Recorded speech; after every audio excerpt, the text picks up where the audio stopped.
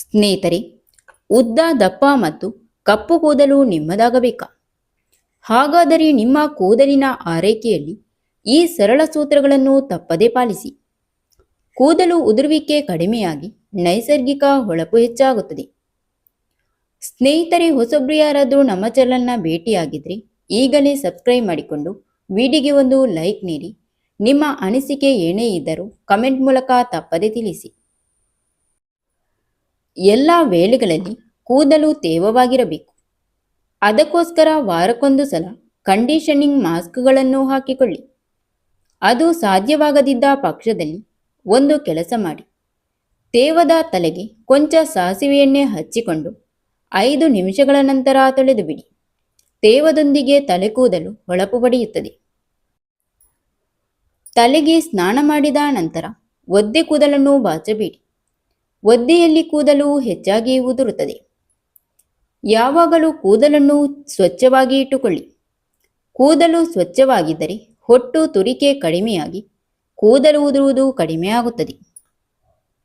ತಿಂಗಳಿಗೆ 2 ಬಾರಿಯಾದರೂ ಮಿಶ್ರ ಮಾಡಿದ ಕೊಬ್ಬರಿ ಎಣ್ಣೆ, ಹರಳೆಣ್ಣೆ ಹಾಗೂ ಬಾದಾಮಿ ಎಣ್ಣೆಯನ್ನು ಸ್ವಲ್ಪ ಬಿಸಿ ಮಾಡಿ ಕೂದಲಿನ ಬುಡಕ್ಕೆ ಹಚ್ಚಿ ಮಸಾಜ್ ಮಾಡಿ.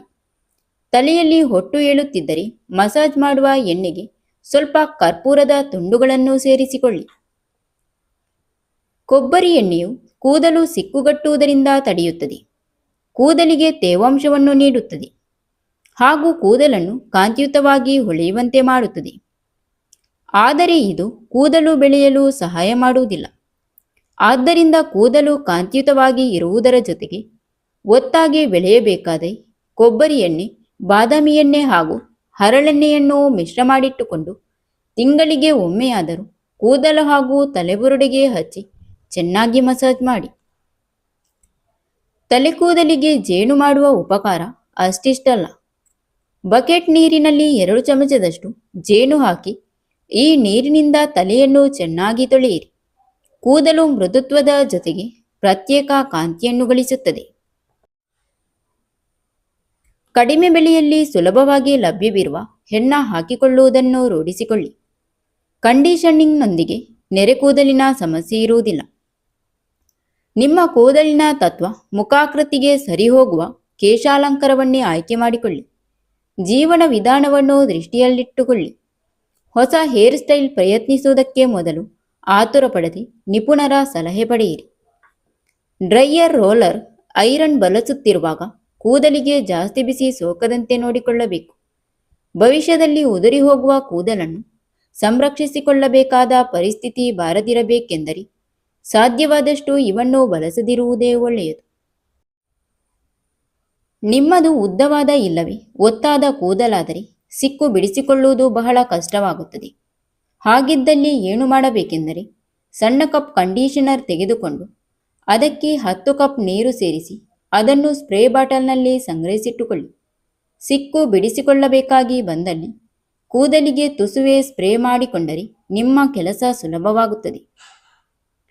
ತಲೆಗೆ ಸ್ನಾನ ಮಾಡುತ್ತಿರುವಾಗ ಶ್ಯಾಂಪೂ ಹೆಚ್ಚಿಗೆ ಬಳಸುತ್ತಿದ್ದೇವೆ ಎಂಬ ಅನುಮಾನ ಬಂದರೆ ಒಂದು ಕೆಲಸ ಮಾಡಿ. ಬಾತ್ರೂಮ್ನಲ್ಲೊಂದು ಖಾಲಿ ಬಾಟಲ್ ಇಡಿ. ಶ್ಯಾಂಪೂ ಕೈಗೆ ತೆಗೆದುಕೊಂಡು ತಲೆಗೆ ಉಜ್ಜಿಕೊಳ್ಳುವ ಬದಲು ಸ್ವಲ್ಪ ಖಾಲಿ ಬಾಟಲಿಗೆ ಹಾಕುವುದನ್ನು ಅಭ್ಯಾಸ ಮಾಡಿಕೊಳ್ಳಿ. ಇದರಿಂದ ಅನಗತ್ಯ ಶ್ಯಾಂಪು ಹಾಕುವುದನ್ನು ತಡೆಗಟ್ಟಬಹುದು. ದಂಟಿನ ಸೊಪ್ಪಿನ ರಸವನ್ನು ತೆಗೆದು ತಲೆಗೆ ಹಚ್ಚಿ ಚೆನ್ನಾಗಿ ಮಸಾಜ್ ಮಾಡಿ ಅರ್ಧ ಗಂಟೆಯ ನಂತರ ತಲೆಗೆ ಸ್ನಾನ ಮಾಡಿ. ಇದು ಕೂದಲು ಉದ್ದವಾಗಿ ಬೆಳೆಯಲು ಸಹಕಾರಿಯಾಗಿದೆ. ಕೂದಲಿನ ತುದಿಗೆ ಆಲಿವ್ ಎಣ್ಣೆಯನ್ನು ಹಚ್ಚುವುದರಿಂದ ಒಡೆದ ಕೂದಲಿನ ಸಮಸ್ಯೆ ದೂರವಾಗಿ ಕೂದಲು ಉದ್ದವಾಗಿ ಬೆಳೆಯುತ್ತದೆ. ಬೆಟ್ಟದ ನೆಲ್ಲಿಕಾಯಿಯು ಕೂದಲಿನ ಸಕಲ ಸಮಸ್ಯೆಗಳಿಗೂ ಅತ್ಯಂತ ಉತ್ತಮ ಪರಿಹಾರ.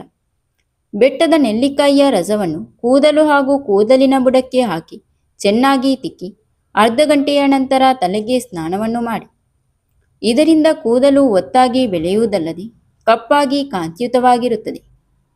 ಹಸಿ ಬೆಟ್ಟದ ನೆಲ್ಲಿಕಾಯಿ ಸದಾ ಸಿಗುವುದರಿಂದ ಒಣಗಿದ ಬೆಟ್ಟದ ನೆಲ್ಲಿಕಾಯಿಯ ತುಂಡುಗಳನ್ನು ರಾತ್ರಿ ಇಡೀ ನೀರಿನಲ್ಲಿ ನೆನೆಸಿ ಬೆಳಿಗ್ಗೆ ಚೆನ್ನಾಗಿ ಕಿವುಚಿ ರಸವನ್ನು ತೆಗೆದು ತಲೆ ಹಾಗೂ ಕೂದಲಿಗೆ ಹಚ್ಚಿಕೊಂಡು ಸ್ನಾನ ಮಾಡಬಹುದು. ದಿನಕ್ಕೆ 20 ರಿಂದ 30 ಕೂದಲು ಉದುರುವುದು ಒಂದು ಸಾಮಾನ್ಯವಾದ ಪ್ರಕ್ರಿಯೆ. ಅದಕ್ಕೆ ಹೆದರುವ ಅವಶ್ಯಕತೆ ಇಲ್ಲ. ಆದರೆ ಇನ್ನೂ ಹೆಚ್ಚಾಗಿ ಕೂದಲು ಉದುರುತ್ತಿದ್ದಲ್ಲಿ ಜಾಗೃತಿ ಅವಶ್ಯಕ. Thank you for watching.